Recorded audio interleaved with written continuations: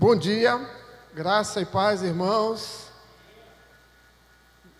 Dia bonito, né? Dia que fez o Senhor. E eu sempre gosto de lembrar aquele versículo que diz que este é o dia que fez o Senhor. Regozijemo-nos e alegremo-nos nele.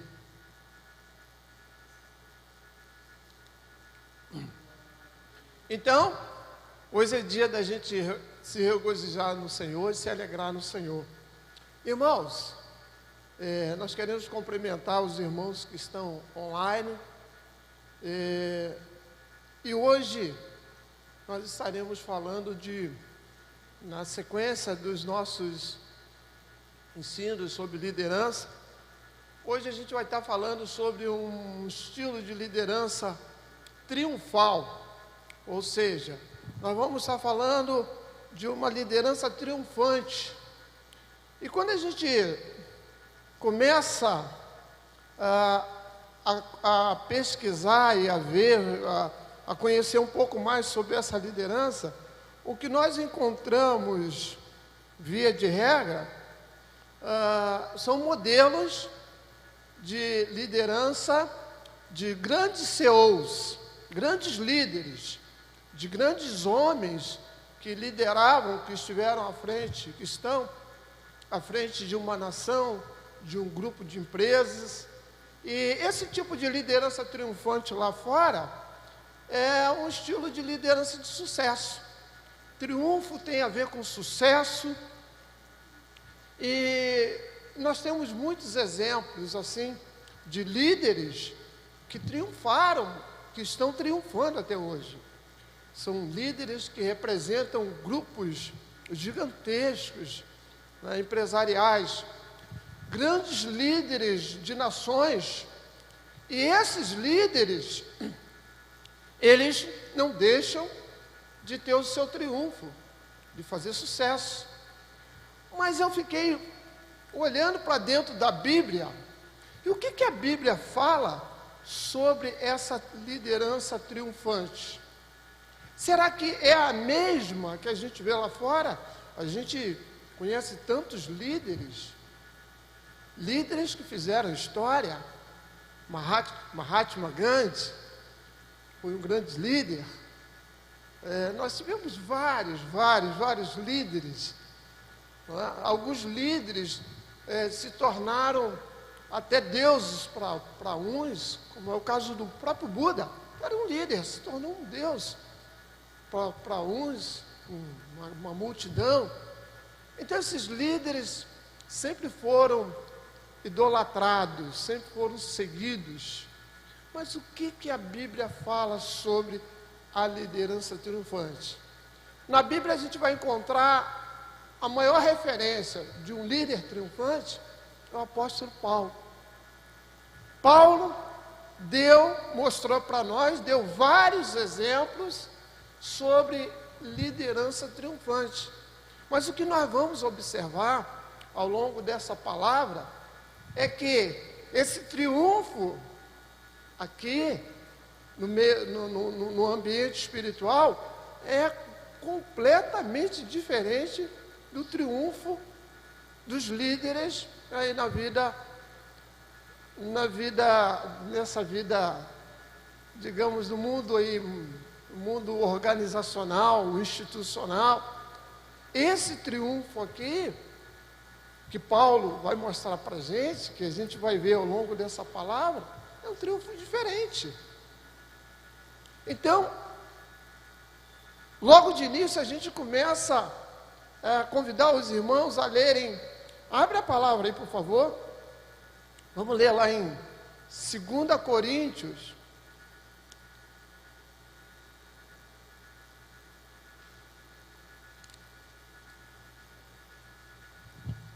capítulo 2, a partir do versículo 14,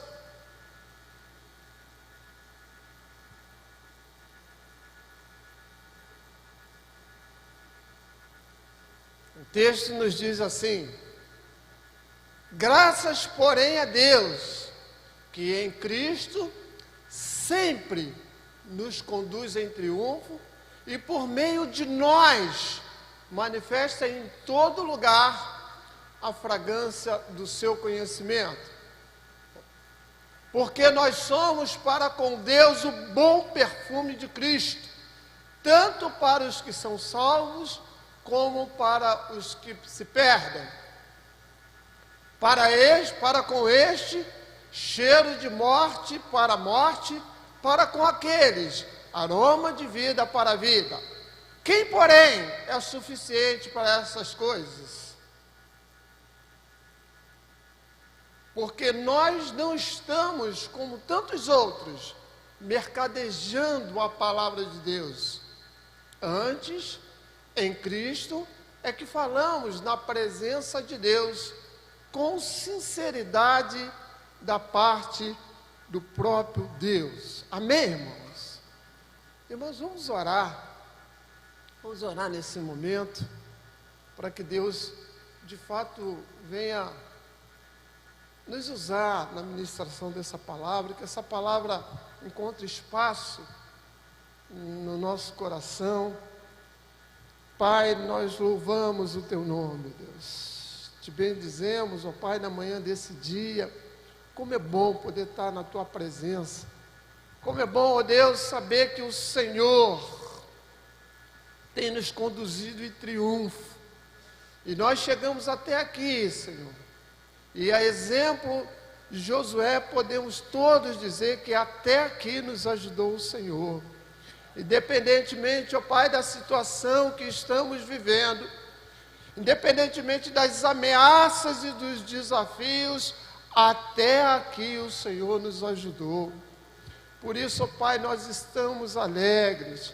Por isso também nós bendizemos o Teu nome, sabendo que toda dádiva, todo dom perfeito vem do Senhor.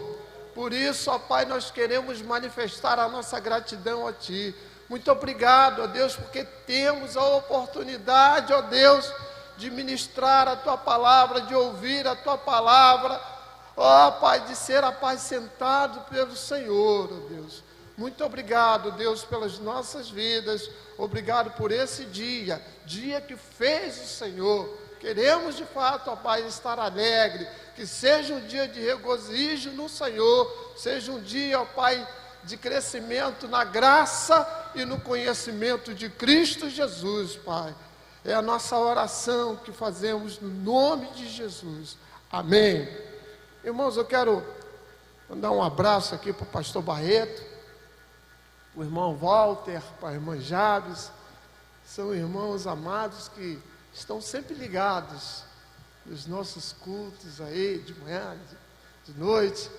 Quero mandar um abraço para esses irmãos. Irmãos, liderança triunfante. O texto que nós acabamos de ler, Paulo começa a já dar algumas dicas que esse tipo de liderança é completamente diferente dessa liderança que a gente tem aqui no mundo, que também é considerado uma liderança de sucesso. Nesse texto que nós lemos até o verso 17, na verdade aqui, Paulo está se defendendo. Paulo está apresentando a sua defesa. Porque a primeira vez que ele esteve lá na igreja de Coríntios, Paulo enfrentou muitos problemas. Paulo era visto como alguém fracassado. Paulo era visto como alguém que não tinha autoridade, alguém que foi amplamente perseguido por um grupo de falsos profetas, de falsos mestres, que estavam lá na igreja, estavam contaminando a igreja. E eles queriam tirar toda a autoridade de Paulo. Eles queriam desabonar aquilo que Paulo fazia. Então esse grupo que estava lá, na igreja de Coríntios, esse grupo não reconhecia Paulo. Aliás, eles diziam até que Paulo era fracassado. Paulo não era um bom líder, porque Paulo, na visão deles, Paulo era alguém que fracassou, porque toda cidade que Paulo ia, Paulo era preso ou era expulso da cidade. Algumas cidades, Paulo foi rejeitado até pelas próprias igrejas. E a igreja de Coríntios foi uma igreja dessa, que no primeiro momento rejeitou a autoridade de Paulo. Então, esse grupo, aproveitando essa deixa, começou a tirar o mérito de Paulo. E eles questionavam, quem era Paulo? Toda hora está preso. Paulo está sempre na prisão. E se a gente for ler o livro de Atos, a gente vai ver que Paulo foi preso várias vezes mesmo. Então esse grupo, era um grupo de judeus que estava lá, o objetivo era não reconhecer a liderança que Paulo exercia. Eles queriam, de toda forma, eles queriam adaptar lá na igreja de Coríntio as práticas judaicas. Eles queriam resgatar as festas, os costumes. Eu lembro desse grupo, eu comparo esse grupo que estava lá com aquele grupo de sofistas na época de Sócrates, lembra, Lívia? Na época de Sócrates, gente, tinha um grupo de sofistas. E quem eram esses caras? Esses caras, eles tinham uma boa oratória, mas só que eles mercadejavam aquilo que eles faziam. O Sócrates, ele não, ele queria, ele tinha os seus discípulos, e ele falava daquilo que ele acreditava. Ele era um filósofo realmente coerente com aquilo que ele vivia, mas existia um grupo que se levantava contra ele, que foi o grupo dos sofistas. Quando eu estava lendo esse texto, eu falei assim, interessante que lá na Grécia houve isso. E Sócrates viveu isso, que Paulo viveu aqui. Só que Sócrates morreu envenenado, mas Paulo não. Irmãos, e Paulo quando ele recebe o retorno de Tito, que ele manda uma carta para Coríntios, e essa carta demora, ele leva muito tempo para poder receber o retorno da igreja de Corinto. Finalmente Tito vem e fala para Paulo, olha, surtiu efeito, porque Paulo saiu de Corinto da primeira vez muito decepcionado, porque praticamente Paulo foi colocado para fora da igreja de Corinto da primeira vez. Então Paulo vem muito frustrado com aquela situação. Mas não há um mal que dure para sempre. Chega um momento que Tito dá o retorno para ele, fala assim, olha Paulo, sabe aquela carta que você mandou lá? Surtiu efeito. Aqueles que estavam lá se levantando contra você, aliás, até um deles, a igreja disciplinou. A igreja tirou ele de lá. Aí Paulo manda uma outra carta falando para a igreja não pegar pesado na mão, não. A gente sabe, quando o pai vai disciplinar o filho e pega muito pesado, isso pode provocar rebeldia no próprio filho. Então Paulo, preocupado com isso, manda uma outra carta. Irmãos, mas Paulo não perdeu a oportunidade de responder a esses que se levantavam contra a sua liderança. Paulo não perdeu essa chance. Paulo começa a escrever, e vamos observar aí o verso 14, que nós acabamos de ler. Eu vou pedir os irmãos para deixar aí na tela, que nós vamos, 2 Coríntios, a partir do 14.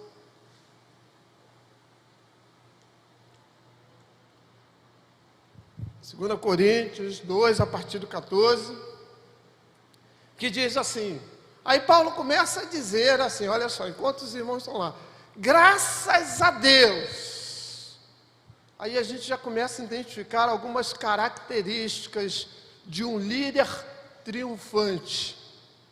Quando Paulo começa a falar, começa a dizer assim, graças a Deus, o que nós encontramos ali é uma manifestação da gratidão.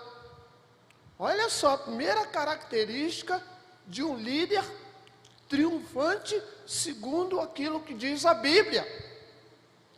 É um líder grato.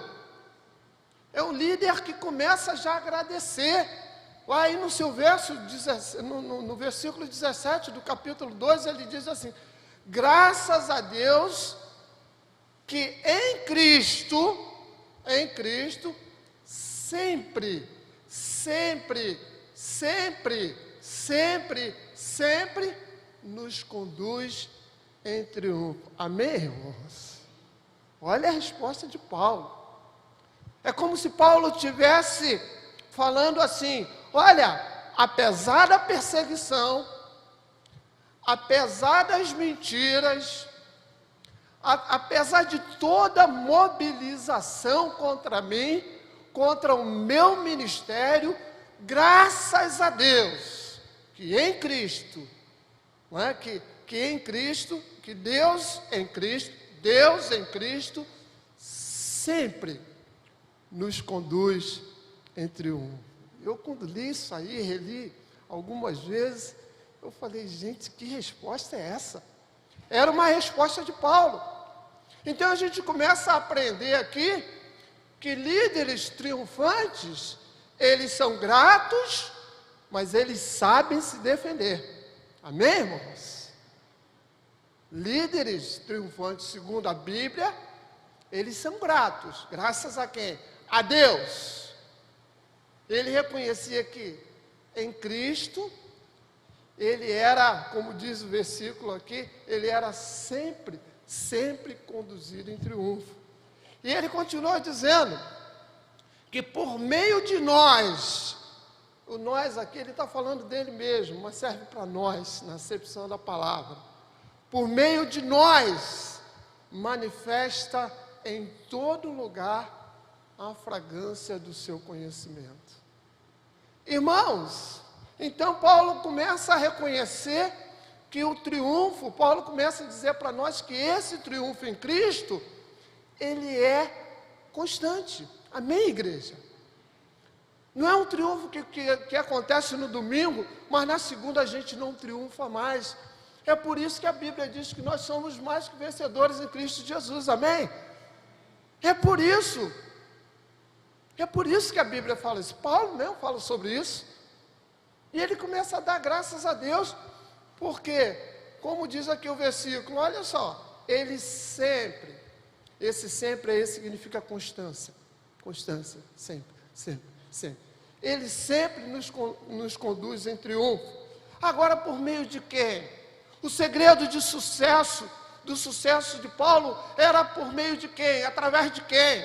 Aí segue lá o versículo dizendo, por meio, aliás, em Cristo, por meio de nós, e se manifesta em todo lugar. Então, Deus, Cristo, nele. Então, através dessa tríade, isso é manifestado. Ele começa a manifestar essa fragrância do seu conhecimento. Versículo 15 diz: porque nós somos para com Deus o bom perfume de Cristo, tanto para os que se salvam, como aqueles que se perdem. Irmãos, então nesse primeiro momento, Paulo sabia que ele deveria ser grato, porque tudo era através de Deus, por meio de Jesus Cristo, que aconteceria na vida dele. O segundo ponto a ser destacado nesse início, era que essa vitória era constante. O triunfo de Paulo vinha através do intermédio do Filho, vem do Pai por intermédio do Filho.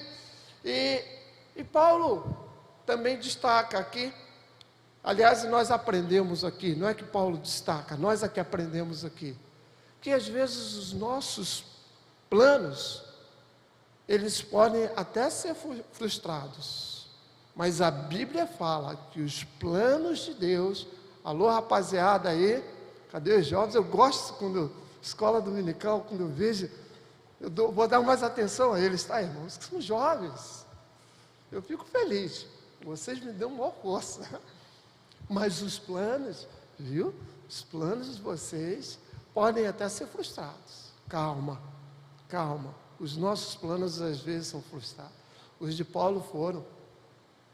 Paulo queria ir para um lugar, Deus mandava para outro. Não é, pastor? Paulo queria ir para cá, Deus não, vai para lá. Os planos de Paulo foram frustrados. Mas a Bíblia diz que os planos de Deus, até aqueles que vão acontecer na sua vida, na minha vida, jamais serão frustrados. Amém, igreja? Líder triunfante tem a noção que o seu próprio plano pode ser frustrado, mas o que Deus tem na sua vida, na minha vida, esses jamais serão frustrados. Jó sabia disso. Jó falou isso. Jó falou assim, olha, os planos de Deus jamais serão frustrados. Os nossos podem ser.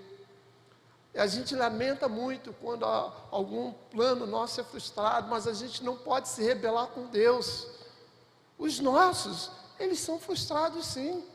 Alguns planos nossos.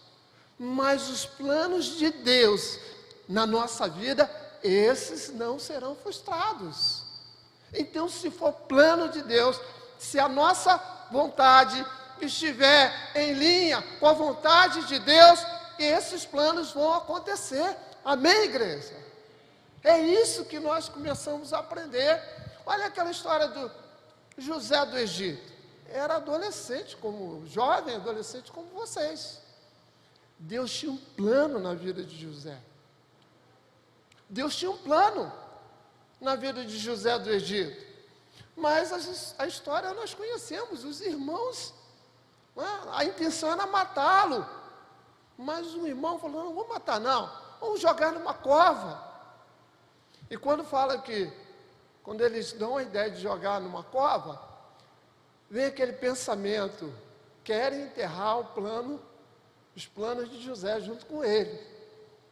Tentaram enterrar José junto com seus planos, porque José era sonhador. E José acabava falando seus sonhos, e aquilo incomodava. O fato dele ser sonhador, dele ter planos, incomodava os próprios irmãos. E a gente vê isso também no nosso dia a dia. Às vezes os nossos planos incomodam até aqueles que estão perto de nós. Essa é a realidade. E José era alguém assim, ele tinha planos. Ele via lá na frente, ele enxergava lá na frente, mas aquilo incomodou os irmãos. E o que os irmãos fizeram? Levaram ele lá para uma região deserta e jogaram ele numa cova. Quase que mataram, irmãos. Mas por que não matou? Porque era o plano de Deus na vida de José, ele não foi frustrado. 20 anos depois, irmãos, 20 anos depois, aí José já estava exaltado por Deus, o governador José já estava lá no topo da pirâmide.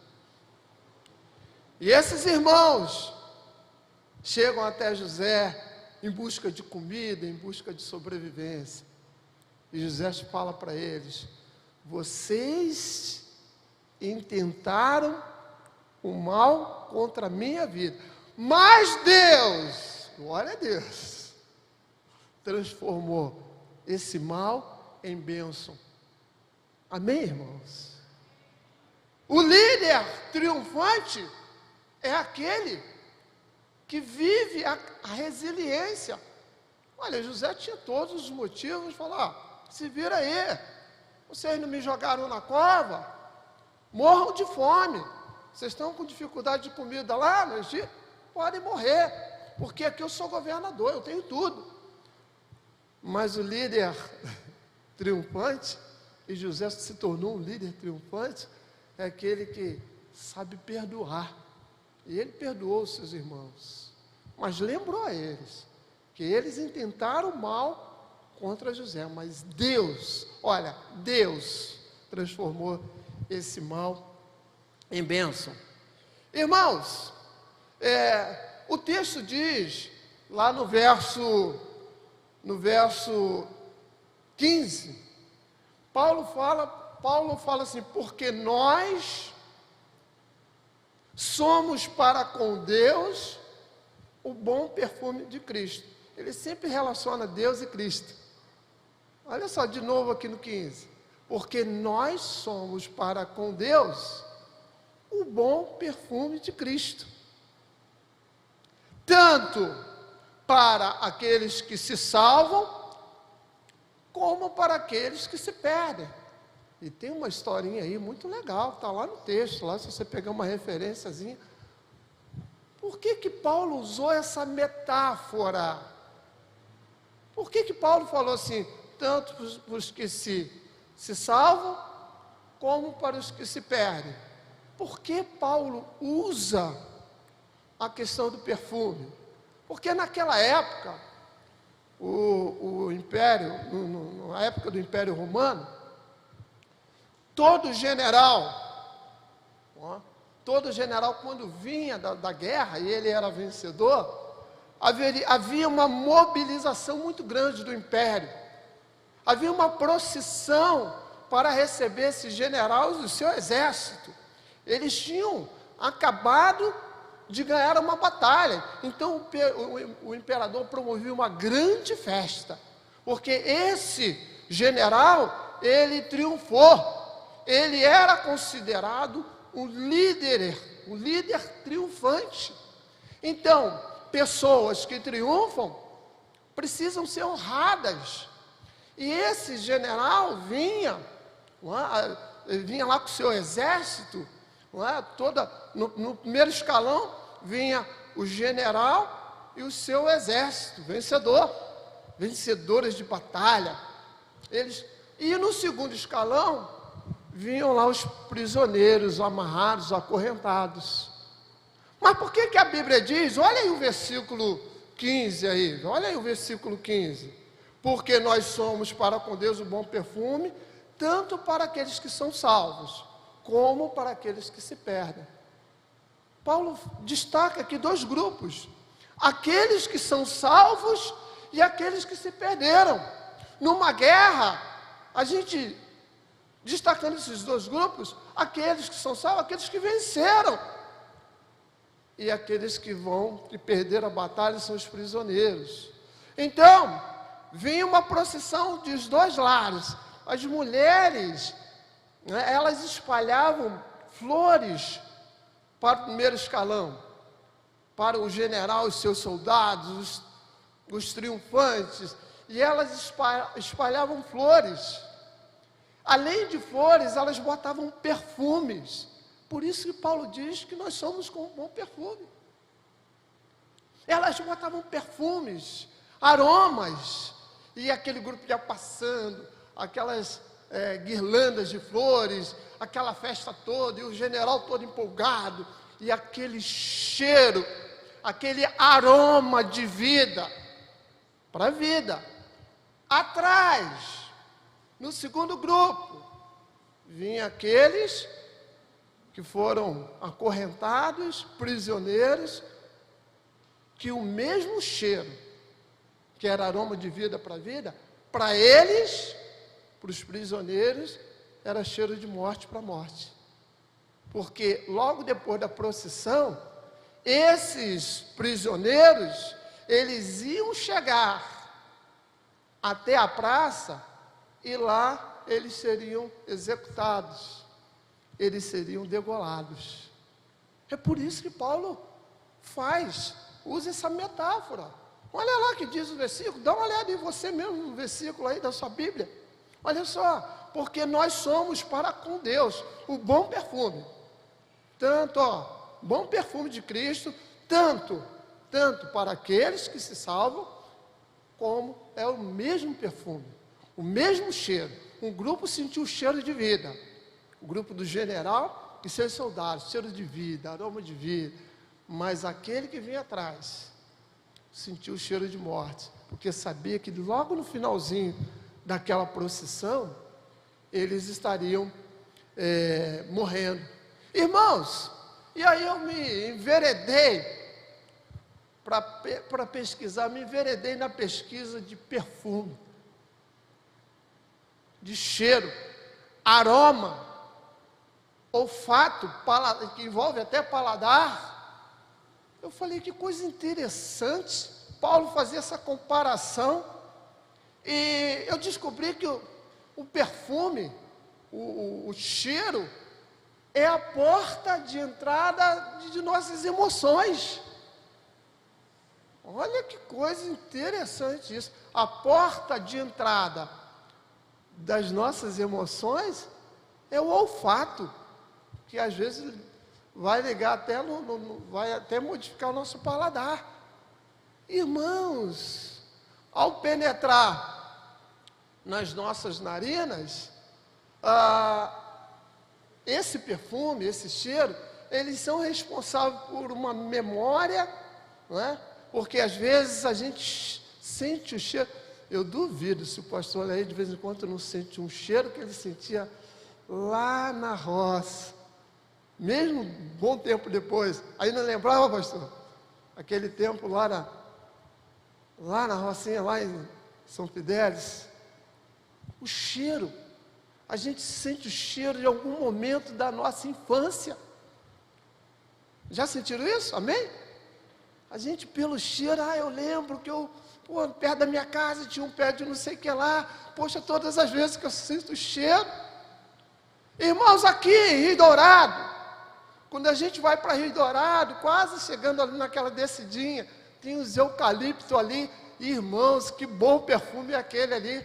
Passe a notar, abaixa o vidro do carro, quando você passar ali, quase chegando ali, em Rio Dourado, finalzinho de Rio Dourado, quase chegando naquela cafeteria ali, que tem ali, aqueles eucaliptos, um cheiro maravilhoso. Toda vez que eu passo ali, eu sinto aquele cheiro de vida, aroma de vida. Então, o perfume, o aroma, ele é responsável pela nossa memória. Ele nos leva a lembrar de alguma coisa. Agora, o aroma, também ele é responsável pelos nossos sentimentos. Ele tem a ver com os nossos sentimentos e com as nossas emoções. É por isso que Paulo estava falando isso. A perda do olfato, o pessoal aí que já passou pelo desafio da Covid, alguns tiveram perda do paladar. E essa perda do paladar está ligado diretamente à perda do olfato. Quando se perde o olfato, se perde o paladar. Interessante isso, né? Quando se perde o olfato, quando a gente perde o olfato, a gente perde também o paladar. E perdendo o olfato, perdendo o paladar, nós perdemos as nossas referências. Olha, irmãos, por que a Bíblia fala que nós somos o bom perfume? Olha por que Paulo diz que nós somos o bom perfume de Cristo. Porque, na verdade, nós somos referências. Nós somos referências na vida de muita gente. E se não somos, precisamos ser. Irmãos, nos tempos remotos, os homens, eles iam buscar os seus deuses e adorar os seus deuses através de uma queima de incenso. Eles queimavam, pegavam uma planta aromática qualquer, e eles queimavam aquela planta, e com aquele incenso, com aquele cheiro, eles estavam adorando o Deus deles. Isso lá na antiguidade. Mas o que a Bíblia fala sobre isso? Daí vem o nome de perfumo, que vem do latim, perfumo, quer dizer, perfumo, fumo de fumaça. Então a palavra perfume vem de antes da fumaça, o aroma antes da fumaça, ou depois da fumaça. E naquela época, irmãos, eles queimavam essas ervas aromáticas, na intenção de agradar os seus deuses. Mas nós também, o povo de Deus também, Deus orientou. Mais uma prova que nós somos imagem e semelhança de Deus. Deus também apreciava perfume. Amém, irmãos? Se você abrir a Bíblia lá em Êxodo, do capítulo, não precisa abrir não, mas depois fica aí, Êxodo capítulo 30, do verso 22, a partir do verso 22, em duas situações, Deus chama Moisés, fala assim: Moisés, naquele momento que Deus manda Moisés preparar o óleo da unção, além do azeite, eu quero outras coisas, eu quero outras ervas, Moisés. Eu quero a mirra, eu quero o cálamo, eu quero a acácia. E a Bíblia, o que a Bíblia fala sobre mirra? Irmãos, mirra teve uma época da história que um grama de mirra era mais caro do que o ouro. A mirra estava entre os 3 presentes que os magos foram levar quando Jesus nasceu. O que Jesus recebeu lá? Vamos lá, rapaziada: ouro, incenso e mirra. Então essa relação, não é? Esse presente de mirra que Jesus recebeu lá, que os pais de Jesus receberam, isso porque eles sabiam, os magos sabiam que Deus aprecia cheiro suave. É por isso que a Bíblia diz que a nossa oferta tem que ser como oferta de cheiro suave. O nosso Deus, por isso que nós somos imagem e semelhança dele, ele aprecia isso. Então ele chega para Moisés, fala assim: Moisés, eu quero que você separe as especiarias. Eu quero que você pegue a mirra, que é uma resina de um cheiro maravilhoso. Eu quero que você pegue a mirra, você separe lá a mirra. Você vai pegar o cálamo, que era uma planta aromática. Você pega o cálamo e depois você vai pegar a acácia. Você vai queimar isso tudo, olha o perfume, ó. E esse cheiro, Deus falando para Moisés, esse cheiro é que me agrada, é isso que eu quero. E você vai juntar isso com o óleo da unção. Está lá no capítulo 30, a partir do verso 22, no livro de Êxodo. Irmãos, olha que coisa interessante. E depois, quando isso era para o óleo da unção, mas quando Deus queria que Moisés preparasse o incenso sagrado, tem o momento do óleo da unção, e agora o momento do incenso sagrado. Mais uma vez Deus chama Moisés. Mas antes disso, Deus falou assim: olha, eu quero que você, assim como ele chamou Bezalel para preparar, Bezalel é o cara mais habilidoso que eu conheço na Bíblia. Ele falou assim: separa aqueles que eu preparei na arte de perfumistas. Irmãos, hoje, fazendo uma comparação com os dias de hoje os melhores perfumistas do mundo estão na França. Os melhores perfumes são franceses. Mas historicamente, pois é, o pastor falou que pelo menos são os mais caros. Mas na verdade o perfume vem lá do Egito, vem lá da Índia, vem lá do Oriente. Mas por que a França ficou com esse know-how todo? Porque os campos franceses, eles eram floridos. E nós tivemos Salvador Dalí. Os irmãos que conhecem Salvador Dalí, que tem quadros, de repente alguns irmãos aqui têm um quadro em casa de Salvador Dalí. De repente Tadeu tem a coleção lá. Mas Salvador Dalí, ele não só foi um artista renomado, como ele também foi alguém que apreciava perfumes. E esse homem teve uma influência muito grande na história, se relacionando com perfumes, criando essências, perfumes. Então, esses homens, até hoje o perfume é muito apreciado. Irmãos, para se fazer um perfumista, a pessoa tem que estudar 3 anos para se tornar, e esse curso só existe na França. E é muito caro para se tornar um perfumista. Alguém que manipule aquilo, que saiba misturar aquilo. Não é só mandar para um laboratório de química e o perfume vai sair, não.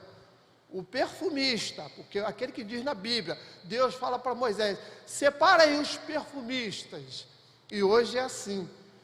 A pessoa tem que falar 2 idiomas pelo menos, o inglês e o francês, porque esse curso só tem lá na França. No Brasil não tem, lugar nenhum tem. Tem que mandar para lá. Então, desde aquela época é muito difícil, mas Deus falou para Moisés. E quando ele fala sobre o incenso sagrado, Deus fala assim para Moisés: Moisés, agora eu quero que você separe o estoraque. O que é o estoraque? Irmãos, o estoraque era uma resina extraída da mirra. Deus fala para ele: eu quero que você separe a ônica. O que é ônica? Ônica era um rebordo, aquilo que colava os molúsculos, não é? Aquilo, como é que é o nome daquilo que dá em pedra aqui, que a gente chama de, que fica na pedra, que o pessoal abre e come?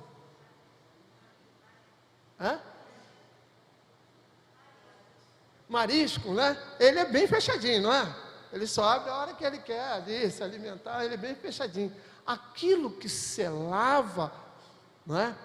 Era ônica. E aquilo, quando era levado ao fogo, produzia um perfume maravilhoso que Deus gostava.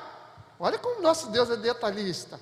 Ele falou: separe a ônica, leve ao fogo, queime, porque esse perfume é que eu quero. Irmãos, Deus nos seus mínimos detalhes. E depois ele fala assim: olha, pega também o gálbano, que era um arbusto que tinha numa região. Eu lembrei daquele óleo de Gileade, né, pastor? Que tinha lá em Gileade, tinha um óleo maravilhoso. E Deus fala para Moisés aqui, Deus dá detalhes daquilo que agradaria a ele. Então, irmão, nós vemos aqui Deus, como que o perfume ele é importante. Eu lembro que lá em João, capítulo 12, a partir do verso 2, a partir do verso 2 ou 3, a partir do verso 3, quando Jesus está lá na casa de Lázaro, né? E a irmã de Lázaro vai ungir os pés de Jesus e derrama um nardo puro. E Judas fica muito incomodado com isso. E ela começa a derramar, e com os cabelos dela, ela vai enxugar os pés de Jesus. E aquele cheiro de nardo, aquele cheiro inebriante, tomou conta de toda a casa. Sabe por quê? Porque o perfume, ele não tem alarde, mas ele muda o ambiente. O líder triunfante, ele não precisa fazer muito barulho. O que ele precisa é mudar o ambiente, amém? Por isso que Paulo diz que nós somos um bom perfume. Paulo fala que nós somos um bom perfume de Cristo. Nós não precisamos fazer muito alarde. O que nós precisamos é exalar esse perfume. O que nós precisamos é deixar no ar um cheiro agradável, um aroma de vida para aqueles que vão aceitar. Mas vai ser morte para aqueles que vão rejeitar. Infelizmente é o que diz, aliás, felizmente é o que diz a palavra. Irmãos, a palavra aroma vem da palavra osmer, que significa aroma. E esse aroma, o aroma agradável no Evangelho, Paulo disse que nós somos um bom perfume, ele influencia, né? Ele não precisa de alarde, mas a mesma palavra que representa a vida para uns, representa a morte para outros. Então, nosso desafio é perfumar. Agora, se esse perfume que nós estamos exalando vai representar vida para uns e morte para outros, Deus é quem sabe. Deixa eu explicar melhor. Lá naquela época, o primeiro grupo, né, representava a vida, e o segundo representava a morte. Mas o perfume é o mesmo. E a gente lembrando aqui que o mesmo mar vermelho, eu vi isso de um pastor, achei tão interessante, pastor Marcos Carvalho, esqueci o nome do pastor, o mesmo mar vermelho que representou vida para os egípcios, não, aliás, vida para os israelitas, os hebreus, foi o mesmo mar que representou morte para os egípcios. O mar é o mesmo, irmãos. Então, o mesmo perfume que representa vida para uns e morte para outros. O mesmo sol, né, que derrete a cera, é o mesmo sol que endurece o barro. Vida para um, morte para outros. Irmãos, isso mexeu muito comigo. Quando eu comecei, falei, Senhor, então o Evangelho, a mesma mensagem do Evangelho, ela representa a vida para alguns, mas para outros é condenação. Aí vem aquela palavra, não escolha colher, escolha plantar.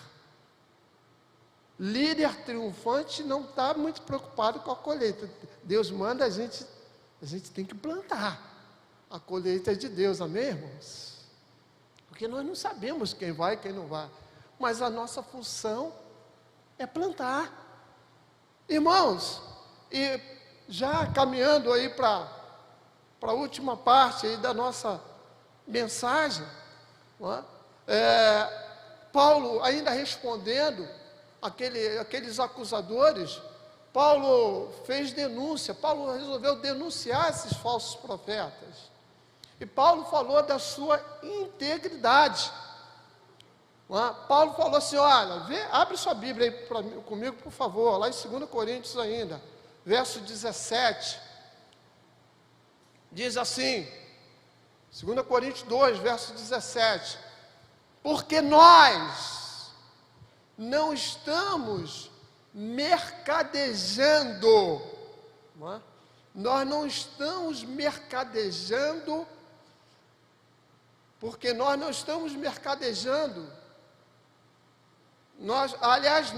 porque nós não estamos como tantos outros, mercadejando a palavra de Deus, antes, em Cristo, é que falamos na presença de Deus.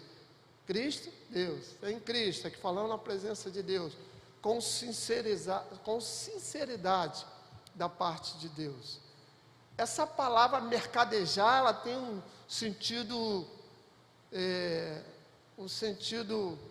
de fazer negócio, tem um sentido de negócio. Mercadejar vem de mercado, vem de troca, vem de relação comercial. Essa palavra na Bíblia, ela é entendida como cataléu. Do latim, essa palavra mercadejar é cataléu.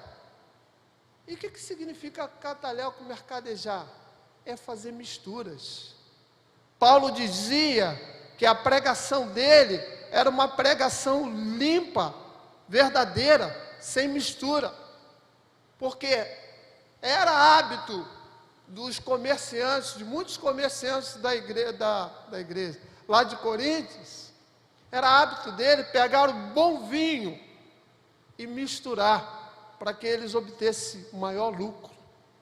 Então, cataléu significa mistura, mercadejar. Paulo estava fazendo uma crítica a eles, falando, vocês, falsos profetas, vocês estão misturando a palavra. Infelizmente, até nos dias de hoje, muitos líderes estão sonegando a verdadeira palavra do Evangelho. Muitos líderes hoje estão trocando a mensagem da cruz por mensagem de N mensagens que a gente ouve por aí. E Paulo adverte aquele grupo. Eu não faço isso. Paulo falou assim, não, a minha mensagem, ela é pura, não há mistura.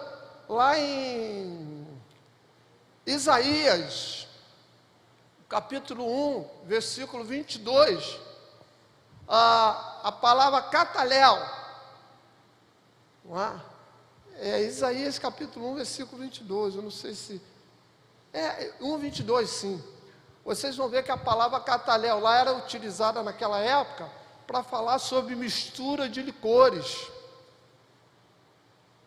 O povo daquela época, eles queriam lucrar mais com os licores, eles misturavam. Então Paulo fez uma crítica a esses líderes. E Paulo denunciou esses falsos profetas, né? Ele falava que o evangelho que ele pregava era um evangelho que não era adulterado, era sem mistura, era o verdadeiro evangelho, né? E Paulo ainda falou assim: vocês devem pregar a palavra sem mistura. E o líder triunfante, ele não pode sonegar a verdade de Deus. Graças a Deus que nós temos líderes triunfantes aqui em nossa igreja, amém? A verdade é pregada aqui, nesse púlpito, pelos nossos pastores, pelos nossos líderes. Aqui jamais sonegamos a palavra de Deus. E Paulo advertia esses falsos profetas. Paulo dizia: eu prego a palavra com sinceridade. E essa palavra, sinceridade, e ele falava assim: ai de mim, se eu não pregar essa palavra. E essa palavra de sinceridade vem do elecrimia. O que quer dizer isso, irmãos? Essa palavra elecrimia é julgado pelo foco da luz. Elecrimia significa que a minha palavra, ela é julgada pelo foco da luz. E Paulo desafiava eles: pega a luz aí, pega a palavra que eu prego, põe ela, faz o teste, põe no foco da luz aí, põe ela no foco da luz aí, põe ela no foco da luz aí, julga pela luz do sol agora. Em outras palavras, Paulo fala assim, por isso que Paulo chega lá quando ele começa a falar eu esqueci o versículo, em 1 Coríntios 11:1, sede os meus imitadores, como eu sou de Cristo. É isso aí mesmo, 1 Coríntios 11:1, acho que é isso mesmo. Sede os meus, a minha auxiliar de serviço aleatório ali, a Patrícia está sempre dando a força, obrigado, Patrícia. Sede os meus imitadores, como eu sou de Cristo. Irmãos, Paulo tem que estar muito seguro, mas esse é o nosso desafio: pregar com sinceridade, a ponto de falar: julga aí as minhas obras, bota no foco da luz aí, vê se você encontra alguma gaveta escura, vê se você encontra algo debaixo do tapete, obscuro. Não vai encontrar, porque o que eu faço, isso Paulo falando, o que eu prego, é com sinceridade. Irmãos, líder triunfante, ele precisa ser sincero. Líder triunfante, ele precisa exercitar essa elecrimia, a ponto de falar: pode testar, vai lá, faz o teste. Por isso que ele chega a falar assim: olha, sede os meus imitadores, sede os meus imitadores, como eu sou de Cristo. Irmãos, e aí Paulo começa a dar uma resposta atrás da outra àquele povo. Paulo faz essa crítica a eles. Então Paulo deixa alguns ensinamentos para nós aqui, nessa manhã, de uma liderança triunfante. Porque até então, muitos de nós pensávamos que líder de sucesso é aquele que atinge as metas. O líder de sucesso é aquele que cresce. Isso no mundo humano, no mundo natural. Mas no mundo espiritual, Paulo está dizendo o seguinte: o líder triunfante é aquele que prega a palavra com sinceridade. O líder triunfante é aquele que sabe passar, sabe enfrentar as agrúrias da vida, os desafios da vida, as dificuldades da vida. Líder triunfante é aquele que chega a um determinado ponto da sua vida. É por isso que lá em Filipenses 4:12, Paulo fala aquela frase que todo mundo gosta: tudo posso naquele que me fortalece. Amém? Mas pode o quê? Ele mostrou que ele pode. Antes ele era acusado de ser um fracassado. Cada cidade que ele ia, ele era preso. não é? Ele era expulso da cidade, ele era açoitado. Esse tudo posso estar ligado a isso. E muita gente usa apenas como uma palavra motivacional. Mas líderes triunfantes sabem que não é fácil, mas tudo, exatamente tudo, irmãos, exatamente tudo, ele falou que ele podia, naquele que fortalecia. Então, nessa manhã, nós precisamos aprender um pouco mais sobre, espero que nós aprendemos aqui um pouco mais sobre liderança triunfal. Assim como Paulo deixou exemplos que a caminhada dele não foi fácil. Não foi fácil. A nossa caminhada também não é fácil. Paulo mostrou para nós que até quando ele era atacado, injustamente, quando seu ministério era questionado, ele impôs uma liderança triunfante. E quando ele fala, nesse último versículo que nós lemos, porque eu não sou como esses falsos profetas, que estão negociando a palavra de Deus. Esses falsos profetas que estão mercadejando. Paulo diz para a gente o seguinte: nossa palavra tem que ser sim, sim, não, não. A nossa palavra tem que ser temperada. Nós precisamos ser sal da terra. Em nós não pode haver variação de doutrinas. Irmãos, e Paulo, já no seu finalzinho da sua vida, é por isso que Paulo destaca o seguinte: líder triunfante é aquele que combate o bom combate. E Paulo combateu. Diante das acusações, porque esse texto, irmãos, é uma resposta. Esse texto que nós lemos é uma resposta. Paulo combateu. Paulo foi acusado, Paulo foi humilhado, Paulo foi expulso, mas ele combateu o bom combate. Nessa manhã, você que é um líder,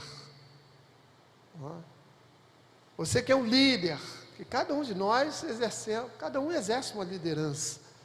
De repente você, minha irmã, é líder da sua casa. Você, meu irmão, é o sacerdote da sua casa. E se você está abandonando o bom combate, nessa manhã eu quero, em nome de Jesus, quero te dizer: volte a combater, irmãos. Não abandone o seu combate, para que você possa, assim como aqueles generais vitoriosos, sentir o cheiro, o aroma de vida para a vida. Combater o bom combate é saber que você pode até perder algumas guerras, mas Deus vai te dar a vitória da batalha, amém, irmãos? A gente pode até perder algumas guerras. Paulo perdeu algumas guerras, mas quando ele diz que combateu o bom combate, é porque ele ganhou a guerra, ele ganhou a batalha. Batalha é uma coisa e guerra é outra. Guerra são as etapas. É aquela relação, juventude aí, a galera aí, aquela relação meta e objetivo. Objetivo é o ponto final, é a batalha. E meta são as etapas que a gente tem que cumprir até chegar lá. A galera que vai fazer o Enem, vocês tiveram muitas metas aí para cumprir, estudar várias disciplinas, mas eram metas. A batalha vai vir a vitória em nome de Jesus quando vocês conseguirem lá chegar ao objetivo de vocês. Paulo, por isso que Paulo fala isso: eu combati o bom combate, eu não desisti. A impressão que a gente tem, irmãos, é que essa pandemia fez com que alguns, até líderes, pastores, infelizmente, a impressão, tá, irmãos? Parece que eles desistiram. parece que desistiram da batalha. A gente sabe que a batalha não é fácil. Mas nós precisamos combater o bom combate. Amém, irmãos? Não dá para parar. Paulo não parou. Ele fala, terminei a carreira, né? Sequência do versículo, terminei a carreira. Ele chegou ao final. Já no finalzinho, ele fala assim, ó, eu terminei a carreira, eu não parei no meio do caminho. E por último, ele diz que guardou a fé. Nós não perdemos, quando a gente perde a fé, a gente perde o olfato e perde o paladar. E quando a gente perde o olfato e o paladar, a gente perde a nossa referência. Paulo não perdeu a referência dele, é por isso que ele fala com muita autoridade: eu combati, eu terminei, eu guardei. Combati, terminei e guardei. Eu combati. Irmãos, o paladar é algo tão importante na nossa vida. O olfato é algo tão importante. Os estudiosos dizem que uma criança, na primeira semana de vida, ela já consegue identificar o cheiro da mãe. E também diz que as mulheres, elas são melhores de olfato do que os homens. As mulheres são mais sensíveis ao cheiro. O olfato, ele é responsável pelo nosso paladar. O olfato, ele é responsável, ele que ativa a nossa fome. Olha que coisa interessante. Ele que ativa a nossa fome. A gente sente o cheirinho do churrasco. Aquele churrasco argentino, né? O casalzinho ali deu até uma tremidinha, né? Chouriço, né? Um chouriço, né? E esse cheiro a gente é contagiado por aquilo, vem a fome. Aquele franguinho, né?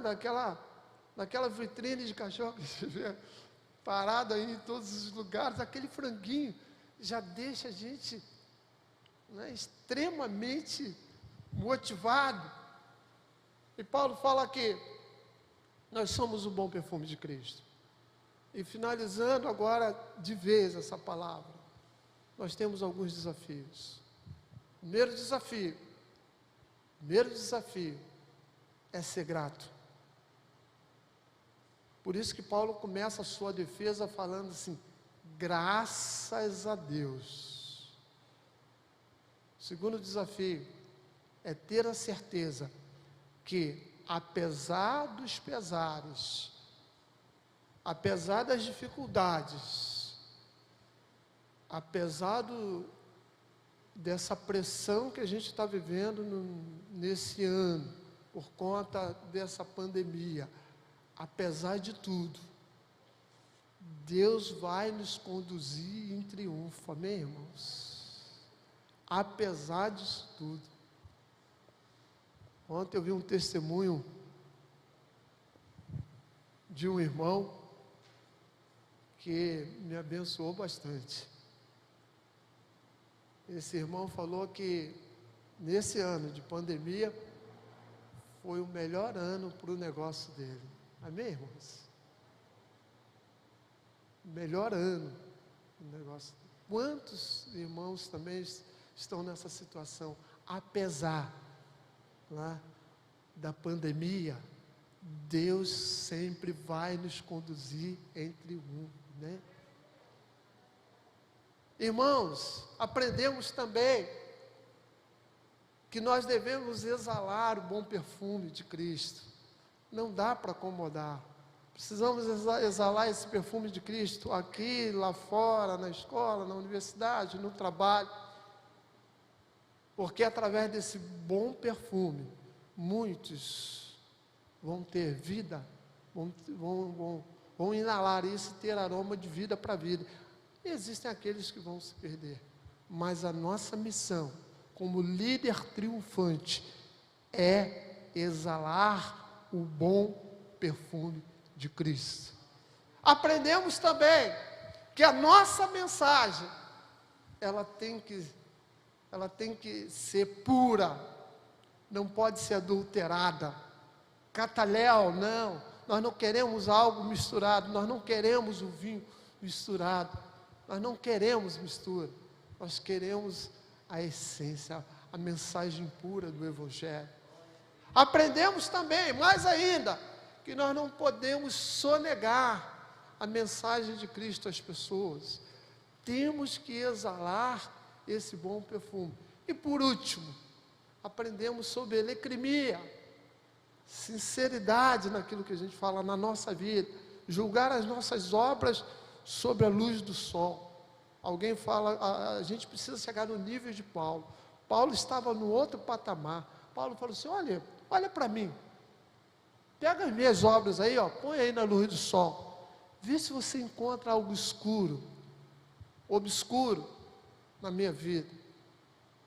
É por isso que eu queria convidar os irmãos agora, só para a gente finalizar. Vamos ficar em pé, irmãos? Cadê o pessoal do louvor? Nós vamos orar nesse momento. Cadê o pessoal do... Ah, está aqui, meu camarada está aqui. Cadê o outrozinho? A dupla tem que estar... Ah, está lá, né? Ah, o trio, né? O trio, o quarteto.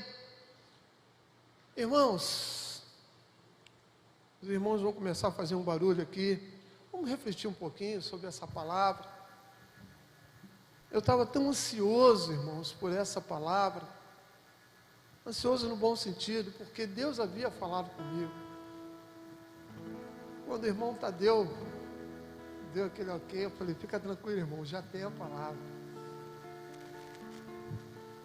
Porque eu fui tão abençoado quando essa palavra bateu aqui. Eu aprendi tanto com essa palavra. Mas de repente a gente não consegue passar do jeito que a gente imagina. Por isso que eu peço misericórdia a Deus. Espero que essa palavra tenha encontrado um espaço aí no seu coração. Espero que nessa manhã, de fato, sinceridade, com alegria, essa palavra tenha abençoado as suas vidas, a sua vida. Que a sua esperança, ela seja renovada. O próprio Paulo, lá em Romanos 12,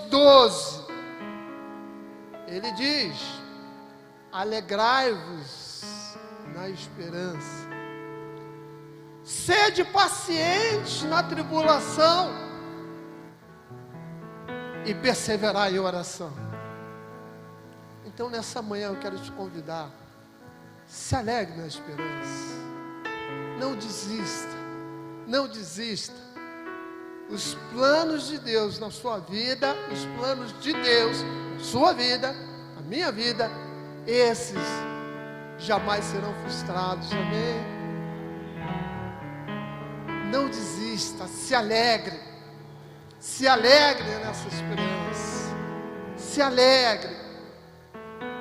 Senhor, eu não estou vendo. Paulo não viu muitas coisas, mas Deus fez. Deus não precisava que Paulo estivesse lá para ver. Pode ser que a gente não veja muita coisa, mas Deus continua trabalhando em nosso favor. A palavra diz que Deus dá a gente até quando a gente dorme. Nós somos abençoados até quando dormimos, amém, irmãos? Por isso que nós não somos guiados por vista. Esperamos que na manhã, nesse dia, a gente tenha aprendido sobre bom perfume. Não só as curiosidades do perfume, não só que Cleópatra, que foi a última rainha do Egito, conquistou Júlio César com perfume. São detalhes. O mais importante para a gente é saber que, como o bom perfume, nós precisamos contagiar o ambiente onde nós estamos. O bom perfume de Cristo. Feche seus olhos, vamos orar. depois a Mara vai estar com a palavra. Vamos orar. Pai, nós te exaltamos, te bendizemos, Pai.